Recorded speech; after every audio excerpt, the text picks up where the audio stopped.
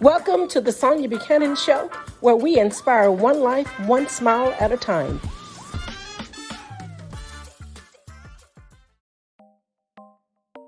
Great day, everyone. It is time for the Sonia Buchanan Show, where we inspire one life, one smile at a time. Listen, we have a great show for you today. It's going to be a very touchy, sensitive subject. But let me give you the title first, and it's called The Dominance of Racism. I want to tackle this subject on the Sonia Buchanan Show. We have never talked about racism, and I wanted to talk about it previously, but I never felt the admiration to do so. But today I want to talk about it because I saw the clips of the two little black girls with the sesame creature or what, I don't even know what this little green thing was. And he denied them. And I wanted to talk about it. I want to talk about the dominance of racism, because that led me to think about that was an output of what was happening, but really, what is the foundation of racism? And one of the things I wanted to touch bases with you, because this is my sensitive output and just opinion on it. And maybe, when you listen to this, just dive in and have a conversation with me, because the only way we can resolve something that is hindering people and hurting people is through conversation. And I'm going to talk about that in this podcast as to why I say communicating with people about issues that is harming people emotionally. And again, our subject today is called The Dominance of Racism. When I looked at those two little girls and the look on their face was devastated. Of course, they were too young to deal with the obvious, what seemed to be the obvious, but I wanted to take it to another level because naturally I'm a teacher. I'm very methodical. I like to think about really why is this behavior, this characteristics is showing outwardly, but really what is the root of it? And one of the things that I was doing a little research on is the root is a superiority complex that the person is giving off. And superiority complex can come in different categories. It can come into different settings. Superiority can have a settings in a business office between a female counterpart with the male counterpart. There's superiority there. There's superiority when we talk about in the political arena. There's superiority when we talk about in sports. That word superiority complex comes in different forms on different platforms, and it also shows up in the platform or the dominance of racism, because that really is the root cause of racism. Is looking at someone feeling like that they are less than they are. It's a superiority complex. And until we understand that, then racism is going to continue on going on and on. I am in my 50s, and I remember when I was 6 seeing a swimming pool that had the sign whites only. And it's been 50 years and we're still dealing with the same issue. So I thought maybe I would share a little bit more on the subject of racism, because racism outwardly is an inwardly superiority complex. Someone thinking, oh, I am supremacy. I have excellence. I have advantage over you. I have the upper hand. I am favorable. Some people call it the white privilege, inferiority, advantage and arrogance and haughtiness. All of this is a characteristic, is a superiority complex. And let's really dive into racism, because the only way we're going to solve this issue, the only way we're going to bring an awareness of it is understanding what it really is. Because until you get to the root cause of something, the fruit of it is going to continue. The characteristics of it is going to continue. So let's really get down to the root cause of it. Because honestly, I think that the person that is giving off that behavior needs to be healed somewhere. When you have a superiority complex that you are superior over someone, somewhere in that person's life that they were broken, and that is where they felt like, I don't want to deal with this issue. And I'm not making excuses for racism because there's no excuse for it. But in order to get healed, in order to deal with it, and the person that's receiving it, having that knowledge and understanding that the person is feeling superior. And this may not even be new to you, but I wanted to talk about it on my podcast and also share just a couple of things, because it needs to be talked about constantly until that root is dead and uprooted, and it cannot be spreaded among us, because those two little girls were looking devastated. And there's so many different ways we can look at it, that racism may have played a part, but the overall part was the superiority, because that incident that went viral, there were other kids in that park was receiving the same extreme emotionally superiority against them. So let's really just talk about it today, and because people can be healed from it. Just call them out of what they are. You're not superior. You're not superior. Especially we are in the 21st century. You're definitely not superior, and you can stand up against that behavior and call it what it is. Because when we call out, you're racist, you're still not getting to the root cause of it. You are superior. You have a superiority complex. That is what we should be calling this, because that is what it is. The fruit of it is racism, but the root of it is a superiority complex. And let's really dive into that and just confront people about what it really is.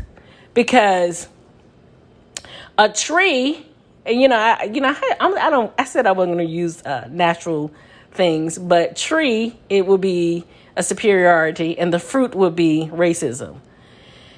And so there was an interesting thing that happened when I was younger. I had a friend, and my friend was a white female. She was my best friend in school, and she mentioned a couple of times that her family was had a symbolism of racism. And even if she hears this podcast, and she probably will, and she does follow me, and this is not to bring damage to her, because my podcast is not to do that, but we made a significant bet on her brother, and rest his soul, her brother will like me as a part of the family, because I was part of their family. And she says, no, he's not. No, he's not. He's not going to like you because he was raised not to like black people. I said, well, he's going to like me, I'm over here all the time. Well, it turns out he changed. It was the most interesting thing, because I would hear people say that is impossible to change, but it is possible to change. And as I stated in the beginning of the podcast, communication is very important in order for the root cause of something to change and to alter. And because I was there all the time and having a conversation, and we were laughing and we were going to the movies, going out to eat, or we were cooking at the house, having parties, he became a totally different person, to the point where, now he thinks I'm his sister, and very protective, and, picking us up from school and bringing us lunch at school, making sure that we were both okay. He completely changed. I don't know what happened to the racism, and she didn't know what happened to the racism. She said she'd never seen her brother act in such way. So let's really talk about the racism. The dominance of racism can be changed. by communication. But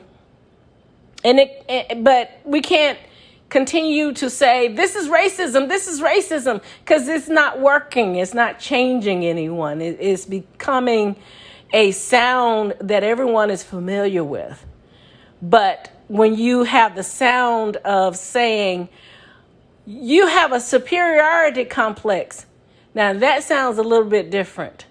That's repairable. That's calling a person to recognize that maybe psychologically I do have a superiority complex.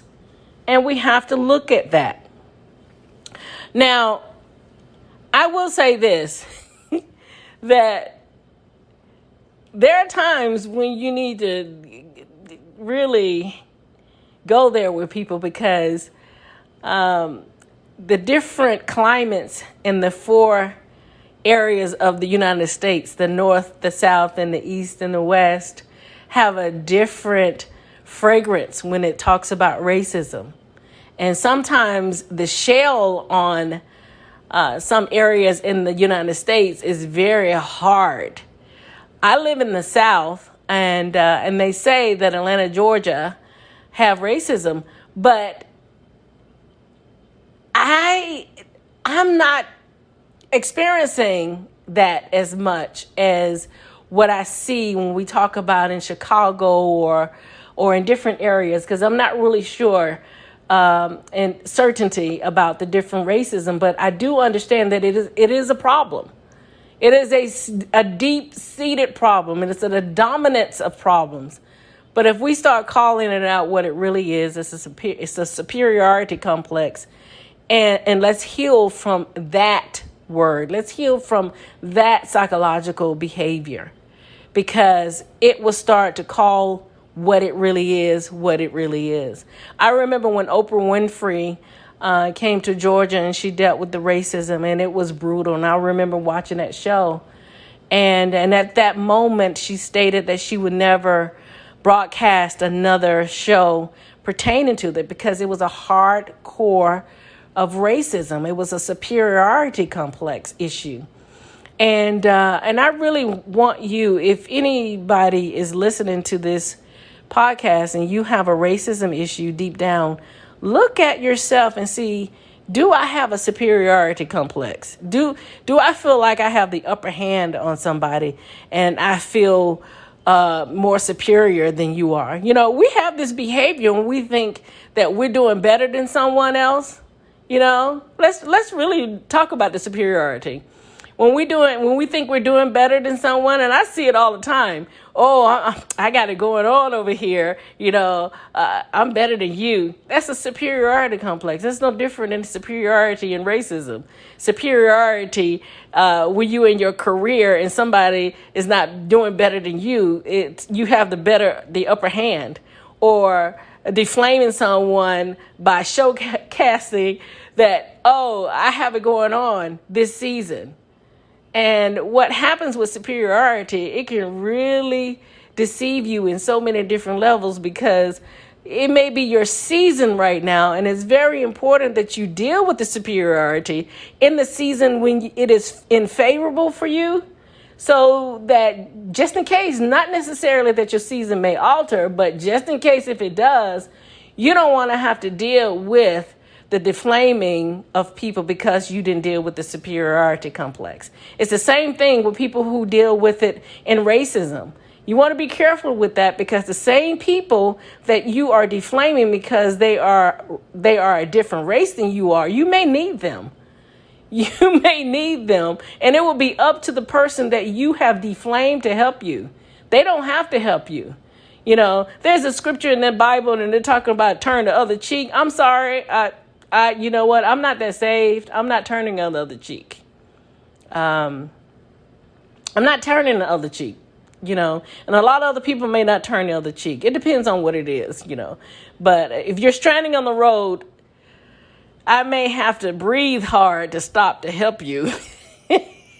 But we have to deal with the superiority on all levels, because if it's deep-seated in you, it's going to come out regardless of whatever the fruit is. Racism, career, you just won money or you just got a raise or whatever it is, superiority is going to come out and it's deep seated in you. You may need to face it head on and deal with it because it could either harm you in so many different ways when you're dealing with relationship and when you're dealing with compatibility. And, but it's interesting. And I want to share this. And I always share a story that have involved with the subject that I always talk about on my podcast. Now, there is two separate stories that I want to talk about. Is that I was working and I went to a particular store with a female that works with me, and she was white. And the cashier did not want to touch my hand. He put the money on a counter, and she looks at me and she says, "How do you deal with that?" And she asked that question, "How do I deal with it?" And my answer to her was, I don't deal with it. It does not affect me any kind of way because even at 18, I knew that the racism that was being thrown at me was not about me. So I did not get offended by it. I just looked at the person as there was something wrong with them. I didn't accept it. I just let that energy remain with the person that was giving off that superiority, that dominance of racism. Because in the matter of the person sliding the money on the counter, I've always had a sense of, oh, you feel so big that you are trying to make me feel terrible because you don't want to touch my hand. I don't know if that makes any sense because I've always looked at it in that way as, oh, you feel so big that you're doing this. And to me, how do you cast something down that's trying to be superior? You don't. You just let them stay right on over there and don't even react to that energy. Sometimes you can just walk away and leave that energy and allow them to just wallow in stupidity, because that's what it is. And I've always felt that way, that when that is happening to me. I'll give you an example. I was working at Riches a long time ago in the children's department, and which Macy's purchased Riches, and I was working as a second job, and I enjoyed the department because it was a children's department, and I knew working from 6 to 9, the people that's coming there during the week, they want to go and get their items and go on home, and I'm running the cash register, and I had this older lady who was purchasing an item. She slid the money on the counter. She did not want me to touch her hand, and I picked up on the behavior. I picked up on the dominance of racism at that moment. And I packaged her item and I slid her money back onto the counter. And when I did that, I moved on to the next person. Well, immediately the person got angry with me because I did not respond to her and her dominance. I did exactly the way she did for me. She slid the money over to me and I slid the money right back over to her. And I moved on. At that very moment, her behavior changed. She got very angry with me, wanted to see a manager, that I mistreated her, blah, blah, blah, blah. I called my manager, let her handle it. And I still continued on working, taking care of my customers. This woman was very upset with me. But one of the things that I did learn from that situation is how to respond to people when they are providing that dominance of racism. They want that attention. They want to feel superior. They want you to just praise them. You won't get that from me. I don't have a problem. You have that problem. I'm not catering. And no one should have to cater to superiority because no one's superior than another. And the manager asked me what happened. And I explained to her. She slid the money over. She did not want to touch my hand. And I politely slid the money back to her. And because I perceived that she did not want to touch my hand. So I did what she did. She got angry because I did not respond. I said, I have 10 people in line. I don't have time to deal with pettiness. And my manager looks at me and I continue working. I never dealt with that. I never got angry. I never inwardly processed it. I just thought this woman is too old to be petty and too old to be dealing with something that she did not deal with somewhere in her life. That was not my problem. I was not a psychologist. I was a cashier at Riches. And that's how I deal with racism. I don't have a degree in psychology. I just understand how that works. That's your energy. That's your issues. Those are your problems. And there's no dominance here. And so I don't know if that helped anybody, but let's really call it what it is. It's not racism. It's a superiority complex. And we need to call people out on that exactly. It's a psychology term and it's a superiority complex, and call them out about it, because after 50 years, we've been hollering racism, racism, racism. And really, it ain't solved anything. It's a superiority, especially I've been hearing in the reports that people are being harassed at work. Let's really talk about that. This is a long podcast today because I really want to talk about these issues. That they are being harassed with other employees and management calling them the N-word and using slang terminologies when they're dealing with black people and all of that. And I sat there and I thought about, I was really thinking about it. I said, how do you let someone call you out of your name? Unless, first, there's two things here. Either they doing that and they feel inferior to you, who's being called the racism names, and you are inferior to them because you allow them to be dominant over you, as if you can't put that in check.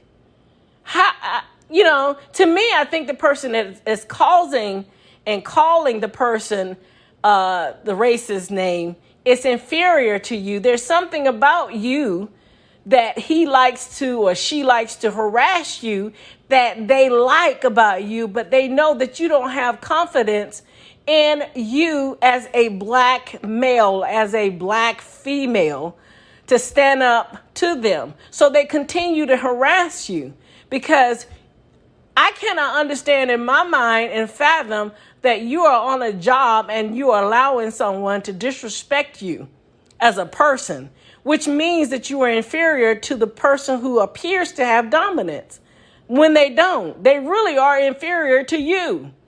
And so if you are dealing with racism on the job, and if you are dealing with someone's calling you out of your name, I'm going to tell y'all something today. You know what I found out? And I'm going to research this right here. I found out something today, and it was really interesting. There was a federal number that the federal government gives if you have a toxic boss. And this will be a toxic boss calling you racist names. And they have an 800 number where you can report the incident. And the federal government will get involved and investigate it. You don't have to go through being terrorized on your job of racism, because again, it's a superiority thing. And they somehow feel like that you are inferior to them. Handle it, deal with it the first time it happens. In fact, I'm going to put the number part of this podcast so that you will have it to report the incidents and not let it go on, because I can't see why you will have to quit your job because you will not stand up to someone who is disrespecting you. Okay. But this is all. I'm going to end this podcast today right now, because I want you guys to do better and stand up for who you are and not allowing people to disrespect you and not allowing their energy of dominance, of racism to affect your world. And stand up and realize that you are somebody, you are an authority, you are supreme, you have dominance, you have leadership, you have all these things. You don't have to take the disrespect. You don't have to do that. And like I stated, they do have an 800 number, especially if it's doing this on the job. And yes, it does happen. I've experienced it on the job. And I left them standing there looking stupid because I've always thought that I was somebody enough to respect myself, because it all depends on how you respect yourself. I just respect myself, and I just definitely would not disrespect me, and I could not understand how would someone else disrespect me. If I'm not disrespecting myself, I just would not accept someone else disrespecting me because of my color. As I stated, when I went to that gas station, they slid that money over on the counter. That's fine. You don't have to touch my hand. You see, in my mind, I'm thinking your hands is probably nasty anyway. You probably didn't wash your hands when you came out the bathroom, or you probably have touched something that was nasty. You're right. I don't need to touch your hand. I start thinking about anything that will keep my position as a respectable person for not allowing someone energy to disrupt my peace and to disrespect me in any kind of way, because I just cannot see how anyone would continue on allowing that to happen. You don't have to make a scene. Just like I didn't make a scene with that woman who did not want to touch my hand. She let me know. She taught me a lot of things by her explosive behavior, because I did not cater to that behavior. And I'm not going to cater to that behavior. I don't have to cater to that behavior. I don't, and you don't. But like I stated, I will put that number that is included with this podcast so that you can have it in your reference, and you can give it to your children. You can pass this number around, especially if you know someone that is being harassed on a job and is dealing with racism, the dominance of superiority. You can always call that number and report it. I don't know if you guys realize it or not, but harassment is illegal. Okay? So, you guys, this is the end of our podcast, and I hope I have not bored you or anything like that, but I just want you to remain blessed and remain in your position as someone that's respectable, especially if you respect yourself. Okay? But listen, thank you for joining us this week.